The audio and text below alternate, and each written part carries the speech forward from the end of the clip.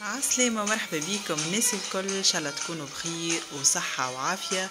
اليوم الغوصات متاعنا بنينة برشا خفيفة السوفلي. اول حاجة باش نبداو بها بسم الله، باش نحطو ساشي خميرة خبز 10 جرامات، عليها شوية حليب دافي، عليها مغرفة كبيرة سكر.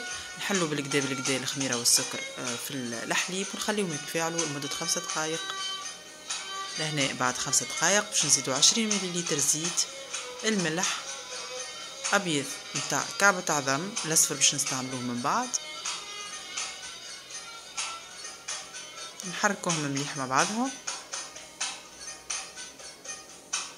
وتوا باش نزيدو الفرينة. لهنا الكل في الكل استعملت 400 غرام فرينة، عليهم 180 مليلتر حليب دافي. دونك انتي والفرينة اللي باش تستعملها. نلمو العجينة متاعنا بالكدا تشوفوا.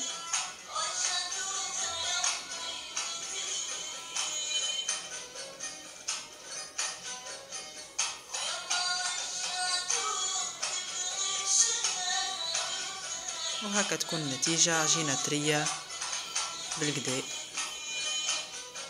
توا باش ناخذوها. هنا انا قسمتها ل 4 كعبات، كل واحد شنو يحب. انا لهنا عملتهم كبار شويه، كي تحب تنجم تقسمها على 6 لهنا. نكعبروها بالطريقه اللي تشوفوا فيها.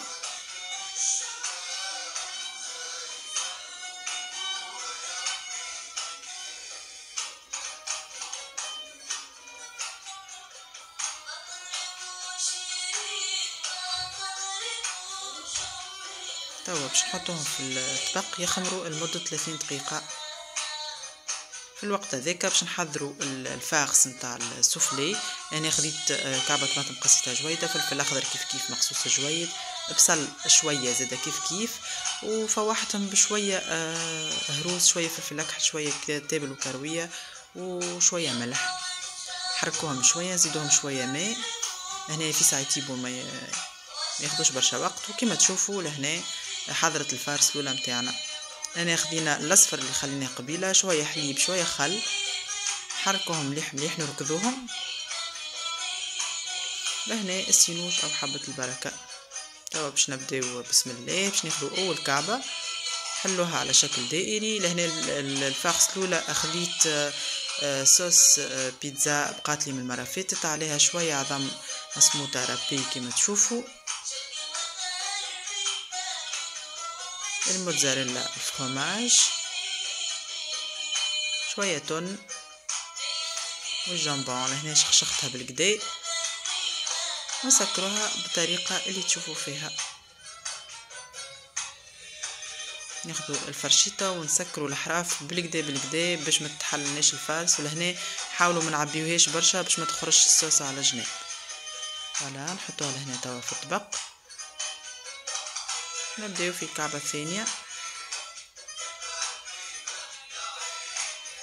نحطو دوزيام فارس اللي حضيناه قبيله نتاع الفلفل والطماطم والبصل، عليه شويه عظم رابي مسموطه، والفرماج كيف كيف، ونسكروا بالفرشيطه بنفس الطريقه. كملوا الكعبات الاربعه بنفس الطريقه.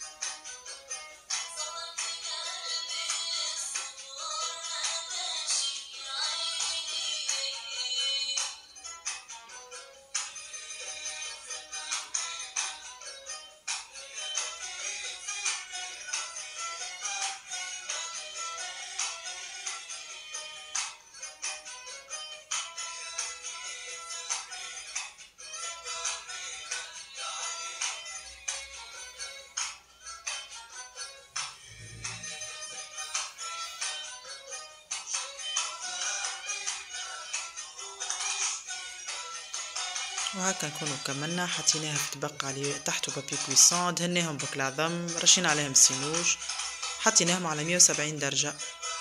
وتوا كما تشوفوا السوفلي متاعنا حضرت شوشة وبنينة وخفيفة. بنا نودكم وما نشهيكم. ان شاء الله غسيت اليوم تكون عجبتكم. جربوها. نستنى لي كومنتير. ما تنسيوش لايك لي فيديو، ابونيشن يوتيوب. مرحبا بكم الناس الكل، وصحة وشفاء.